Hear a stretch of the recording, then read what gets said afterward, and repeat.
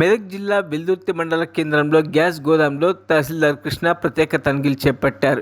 ఇటీవల Indian gas agency నిర్వాహకులు cylinder నుంచి అక్రమంగా రీఫిల్లింగ్ చేస్తున్నారని ఆరోపణలు వచ్చిన నేపథ్యంలో రెవెన్యూ అధికారులు తనిఖీలు పూర్తి స్థాయిలో చేపట్టారు. పూర్తిస్థాయి విచారణ చేపట్టి అవినీతి జరిగినట్టు తెలిస్తే తప్పనిసరిగా గ్యాస్ ఏజెన్సీపై చర్య తీసుకుంటామని తహసీల్దార్ కృష్ణ ఆర్ఐ భరసింహారెడ్డి తెలిపారు.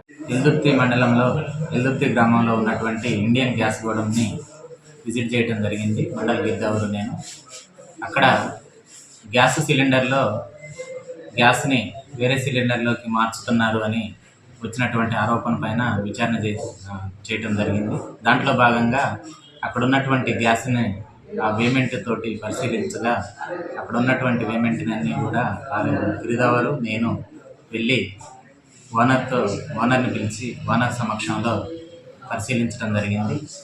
అదేవిధంగా సివిల్ సప్లై అధికారులకు కూడా సమాచారం ఇవ్వడం జరిగింది. దాని మీద డీటెయిల్ ఎంక్వైరీ చేస్తామని చెప్పి సివిల్ సప్లై అధికారులు చెప్పడం జరిగింది.